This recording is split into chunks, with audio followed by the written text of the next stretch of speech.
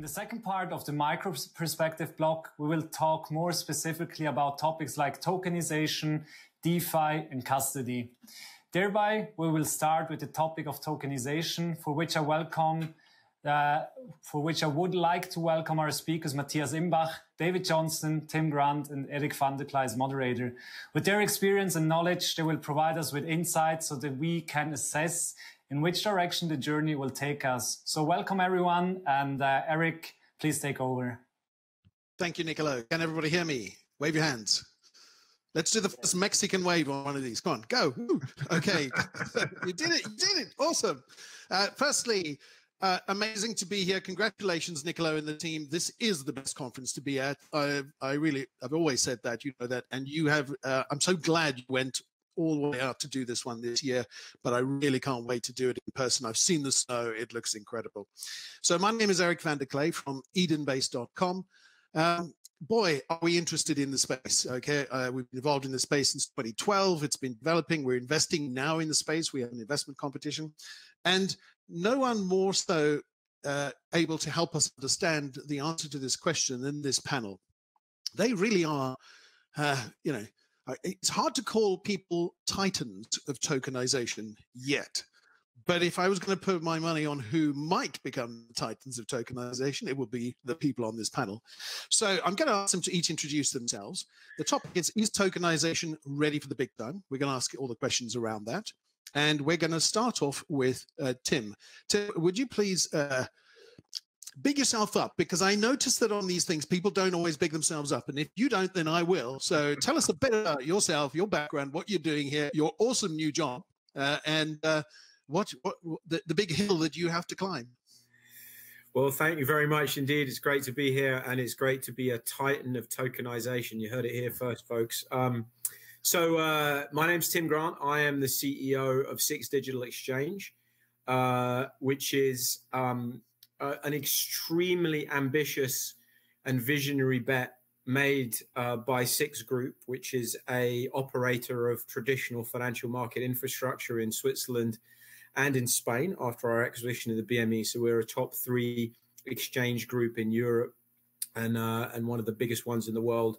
And therefore, having made a bet 2.5 years ago that blockchain and digital assets was going to be a significant element and driver of the next generation of financial market infrastructure, here I am 2.5 years after that bet was made, leading the charge with 150 people all around the world, with the goal of building the global digital asset liquidity network that will drive us into the 21st century for global financial institutions. So a lofty goal, an important goal. And how about that for bigging yourself up, Eric?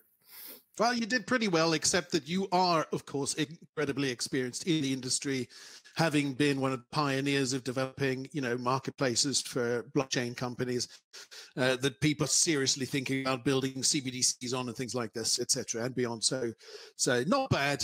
You know, I'll give you a good score for that one. Thanks very much. Matthias, I know it's not a particularly Swiss thing, but come on. I mean, give it to me.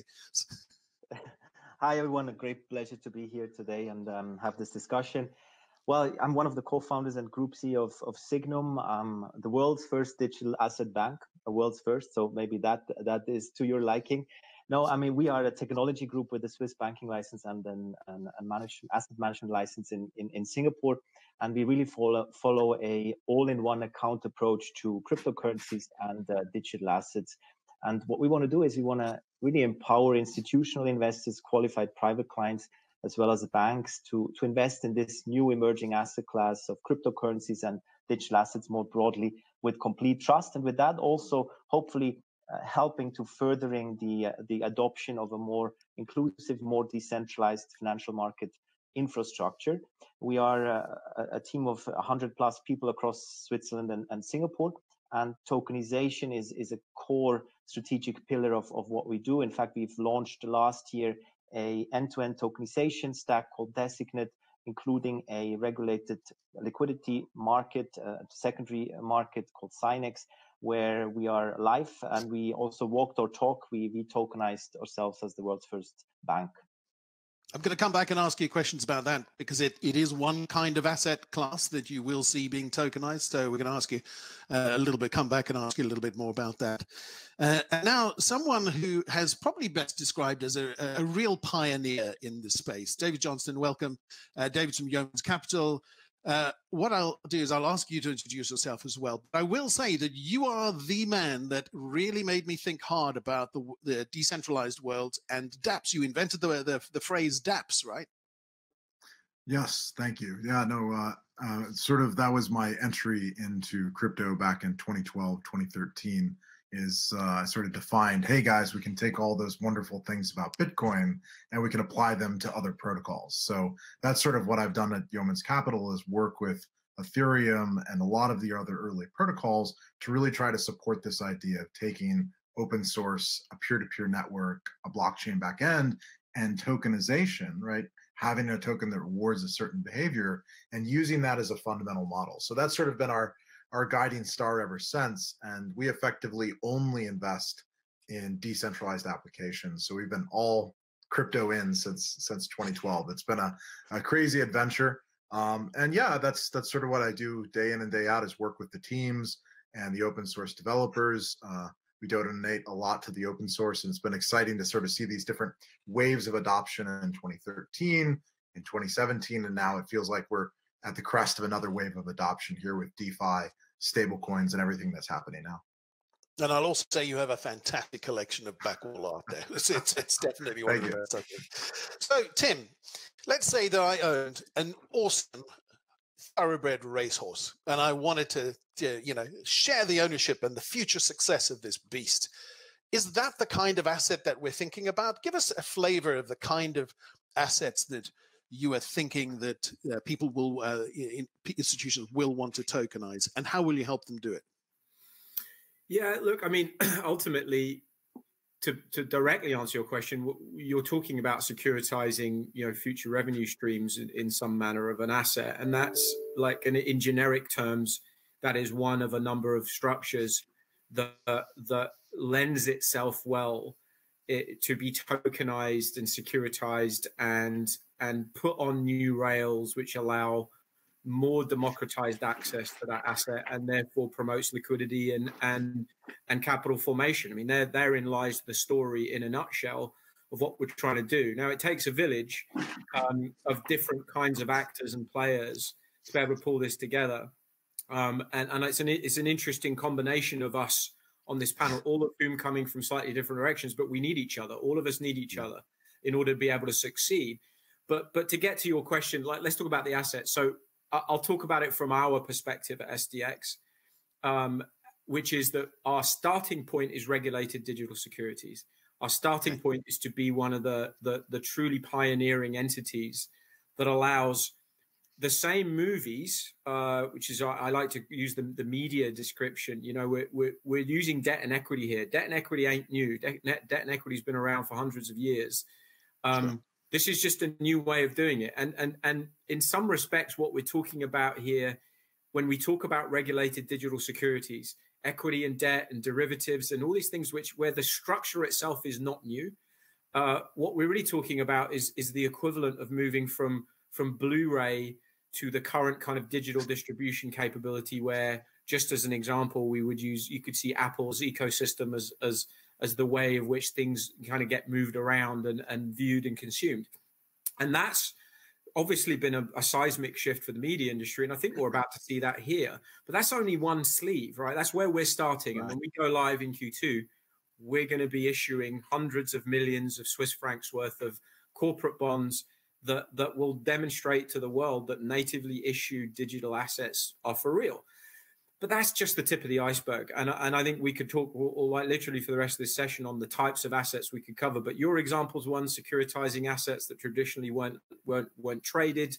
You could talk about real estate. You can talk about art. You can talk about any asset.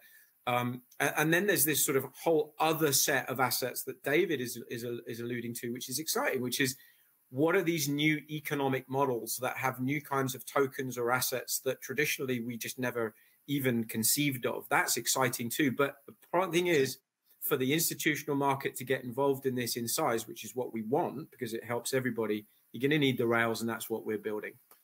Awesome. I mean, it's a great topic. Actually, Mathias, tell us about your role in this marketplace. What does a client come to you for? Yeah, so what we do is but let's maybe start by, it was a realization that led us to venture in that area. The realization was that everyone after the ICO hype and Kavita before covered it, then talked about STOs and how do we create security token offering in a fully regulated manner. It was a very fragmented approach to dealing with the problem, for example, by a lot of tokenizers popping up, which helped on the technology side beautifully, and technology is not the challenge anymore here. This worked, but there was no end-to-end infrastructure to really make it a viable new alternative to issue for the issuer and to invest for the investor into a new emerging asset class. And that has been our starting point, that the realization that 20% of the challenge here is probably technological in nature, and 80% remains how to structure it, how to integrate it into an end-to-end, in our case, banking infrastructure, how to make regulators comfortable, and how to make it easy to use for both the issuer and the investor, so that they don't feel we're interacting with the technology with a lot of public keys, but rather it's just as if they were entering a normal platform. And that's what we provide. And I mean, it's needed, but is the main play, and probably the only major change for any of those investors is maybe how they hold it, how they custody it. Probably that's the only change. It's custodying a digital asset. And I know you've got a great partner there. You work with Swisscom and CustoDigit, and you've got an amazing partnership to deliver that. But is it efficiency? Is the market just so inefficient traditionally that's why we're doing this, or does it enable a whole new bunch of liquidity that you think is possible?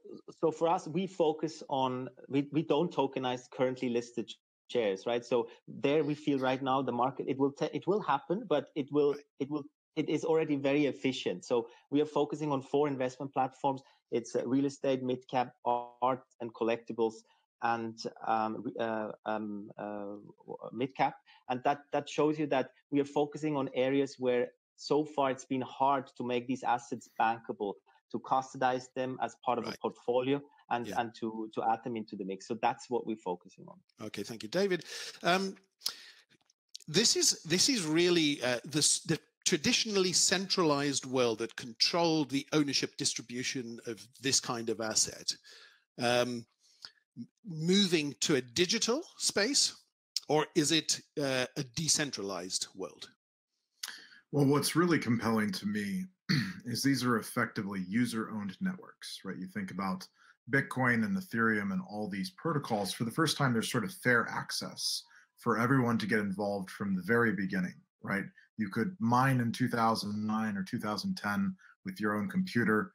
Now you can stake, on Ethereum with holding 32 ETH, right? It's sort of democratizing access. And I think you really hit the nail on the head. It's about opening up these new categories. The public markets for large cap securities are already very efficient, right? That's where the liquidity is at. But it's about pushing down that access to these categories that we haven't had a second market in before, or people had no access at all, right? I mean, the way that the IPO markets have developed the last 10 or 20 years is you had to now be a VC or a private equity fund to even get access to the first 10 years of growth of a project, because people have to be so large, at least in the American context, in order to do an IPO. And so having wealth creation be something that everybody, like, I didn't grow up rich, right? If I had to have been an accredited investor to get involved in Bitcoin, I would have missed it, right? The magic of Bitcoin is I didn't have to be an accredited investor. So I think there's both, right? We have this decentralized world where we have more and more democratization of access,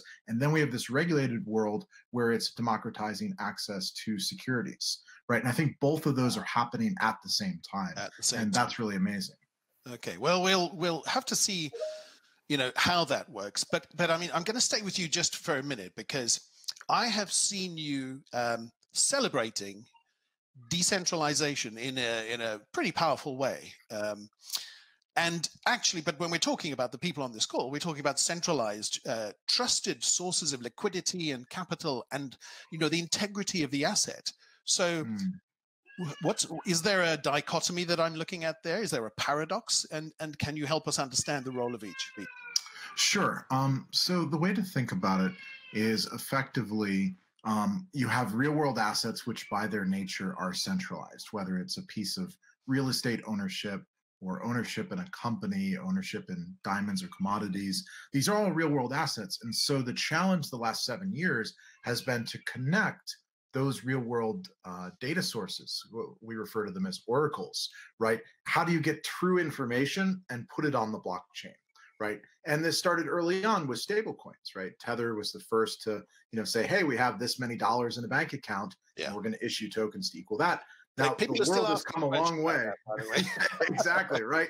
And that's the whole thing, right? Yeah. You want to remove those central points of failure. So it's moved towards now where anybody can issue their own token. There's protocols like PegNet where you can self-issue a stablecoin in any denomination you want, and there's no counterparty, and there's no custodian involved, right? You just take crypto and use it to issue the asset and go back the other way, right? There's technology that's really coming on finally that is achieving that full dream of full decentralization, but it hasn't been easy. You needed all the building blocks of the smart contracts and the oracles and everything to be moved onto the blockchain. We're only moving $100 trillion of global wealth onto the blockchain. We're 1% of the way there, right? We're at $1 trillion. We got a big hill to climb. And that's why Tim's there. Tim, I'm going to come back to you. It's because the reason I'm coming back to you is because I personally believe that the institutional world will trust people like SIX and centralized exchanges, people like Signum, regulated.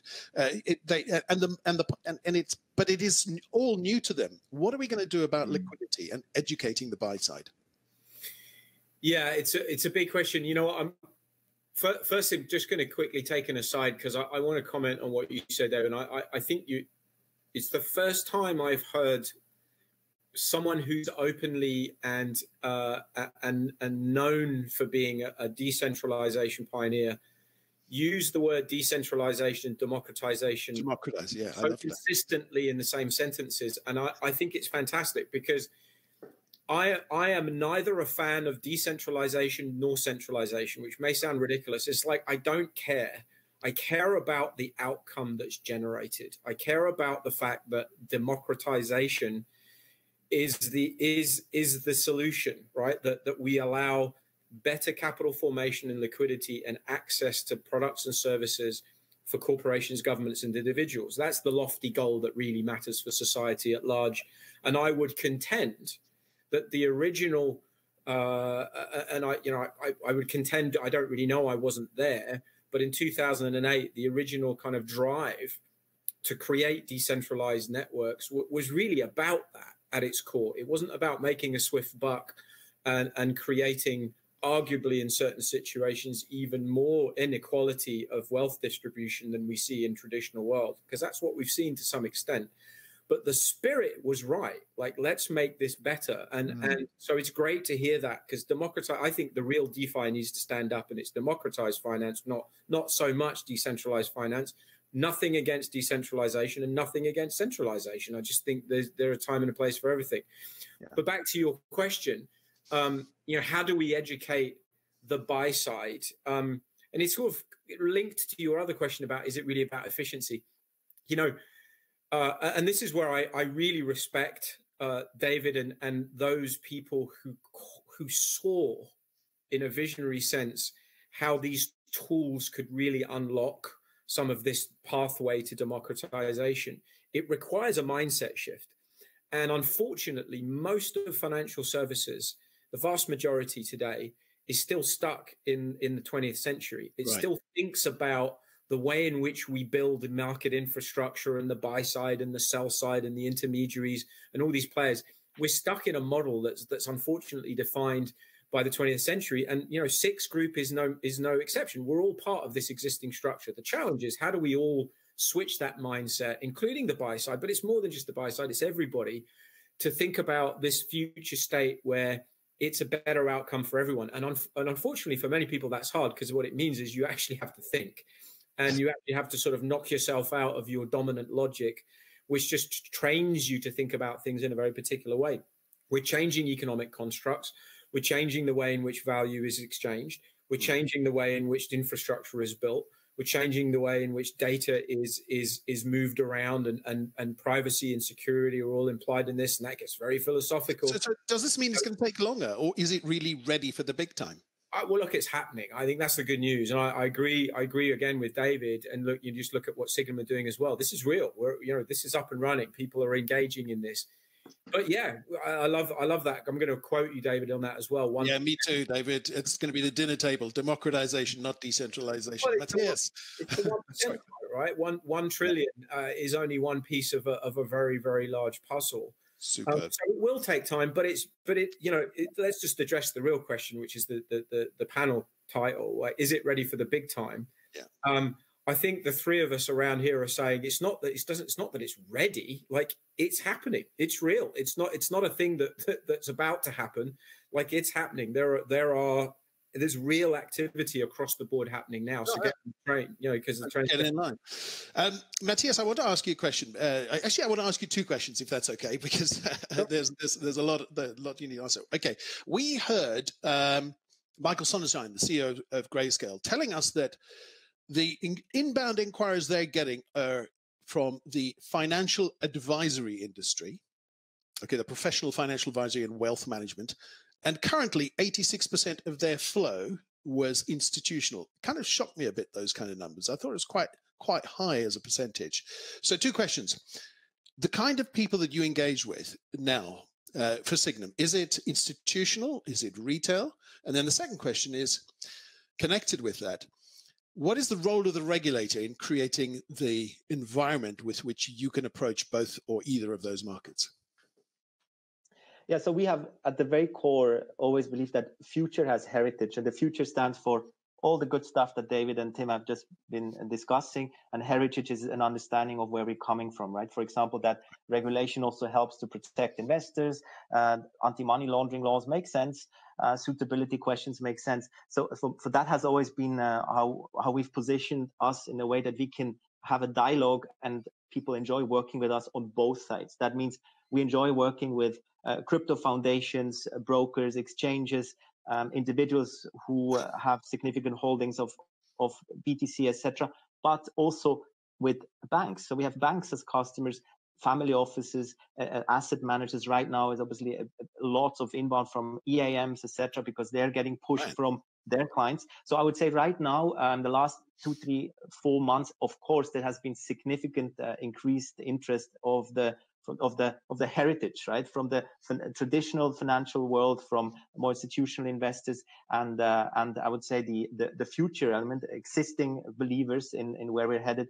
They have obviously benefited from the market developments, and many realize, and that is to our benefit often, that there is this trend of more regulatory clarity on the one hand side to address your second question, but also more scrutiny on from a regulatory standpoint. So we are benefiting from that, because for many who have been, maybe self-custodized or worked with unregulated players, they're now realizing this is getting real money for me, and I need to start thinking how I manage it and how I will declare it in front of authorities, tax-wise, etc. And then players like us can help. Regulators play an extraordinarily important role, because I do feel they also have that task to bridge future and heritage, right, by and ensuring stability and the reputation of the financial hub. We chose Switzerland and Singapore because we feel, as a starting point, because we feel these are strong hubs with high reputation. And specifically Switzerland, I would say, has been at the very forefront, and I've been quite impressed by the regulators, how they've been open to take the steps and take the decisions so that players like us can operate, and not just with today's financial world. We can help enable the ecosystem of the future, right? DLT foundations, etc. Well, I've noticed that in Switzerland, you raise a good point. The regulation in Switzerland certainly has provided clarity, and that's world leading, I would say, in its approach. But it's also the partners. I think that, what you've put together, and I know a little bit what's under your hood, so to speak. What you've put together is, grade A financial grade infrastructure, but in a democratized way, which of course is terrific. But I wonder, as the world approaches, and as we see Nicolo, the first thing comes to mind is that as we have been on air, a new president has been sworn in America. See, Nicola, the power of your appearance there. And I wonder if that is going to impact the certainty in the world of tokenized assets as we go forward. Nicola, back to you. Yeah, so thank you very much. And also to you. I know that we could have discussion of 45 minutes, 60 minutes, or even more, because that's a topic that we would have to we could discuss even more. But first of all, thank you very much for the sharing of your thoughts. So we have here different questions. I would start with the one to David. What do you think will be bigger in the cryptocurrency market in 5 to 10 years? Blockchains that enable DeFi, or currencies like Bitcoin and Litecoin that serve as a store of value? That's an interesting question. I actually think there'll be a balance between the two, right? Because if you think of Bitcoin and ETH as money, well, that's half of every transaction. So if you're asking will the economy or the money supply be bigger, they really have to be balanced, right? The bigger DeFi and all of the use cases of crypto and blockchain grow, the more money is required in order to meet that demand. So I think they really benefit each other and they go hand in hand, right? That's what we're seeing. I mean, if you look at the volumes, stable coins are an enormous amount of volume, and Bitcoin and Ethereum are an enormous amount of volume. So you really have got at this point 3 or 4 reserve currencies that are sort of serving as that function of money. And I think that's going to continue to play out. And the bigger the DeFi economy grows, the more people are lending and getting interest from these instruments, the more there's going to be demand on the other side. So I think it's a very beneficial sort of cycle that you get into. Okay, thank you very much, David. So next question goes to Mathias. So from your point of view, where's the highest potential, real estate or pure financial markets? How do you define pure financial markets?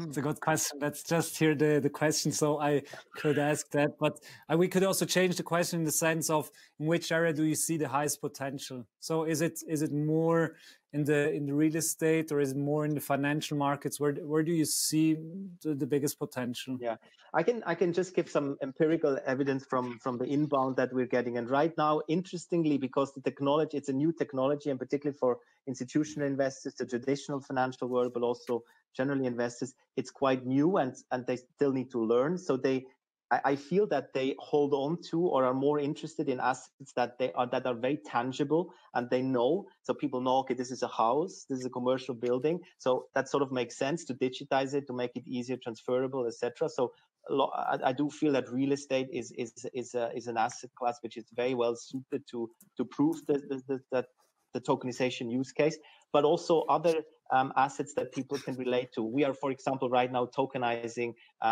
wine, art, and things like that, right? Because this is where people can really relate to, and it's not just a corporate structure which is a bit abstract.